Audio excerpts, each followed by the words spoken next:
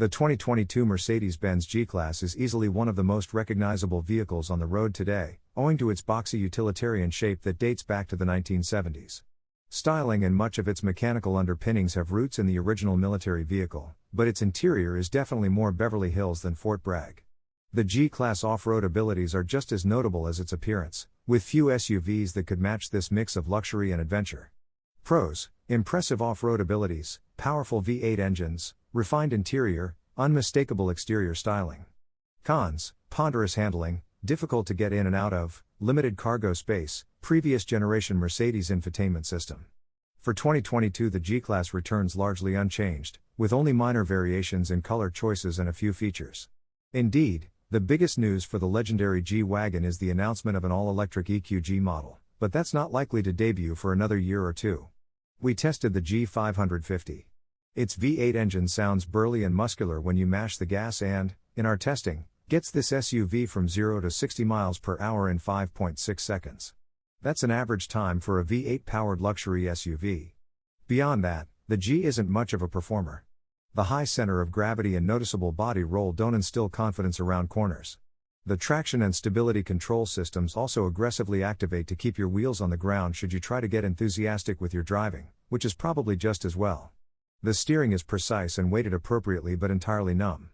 A wide turning radius makes navigating tight spaces a chore. When it's on, the auto-engine stop-start system is jarring and intrusive. On the plus side, the transmission is smooth and responds quickly to driver demands. The G550 is compromised in places by its design.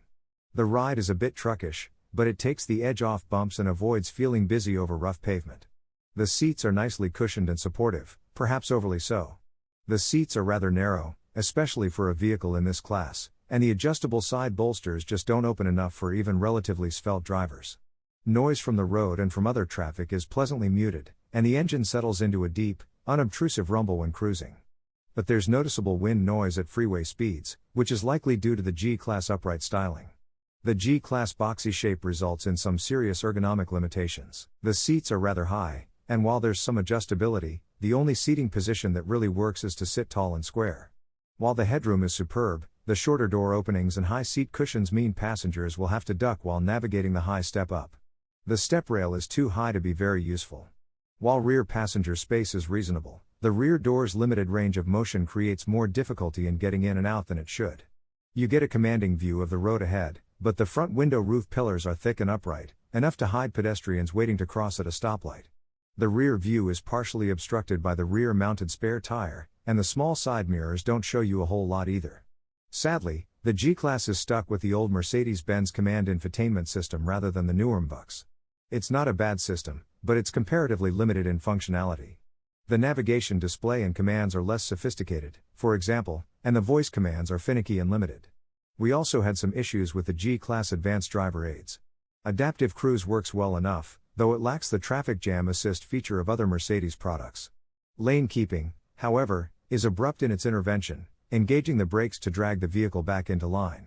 It's upsetting to experience, and it makes the G550 unpredictable to other drivers. Worse, it only intervened occasionally without any real way to tell whether it was primed to go off or not. The G550 is far from the most practical large SUV. The side-opening cargo door requires space to operate, but at least it's hinged properly for curbside use. The load floor is high and not that deep, and it is limited on the sides by bulky body intrusions. The second row seat doesn't fold flat. Its resulting ledge makes it so long, and bulky items can't simply be slid back. Cabin storage for personal items is also rather limited for such a large SUV. The G-Class is almost a caricature of an idealized SUV experience.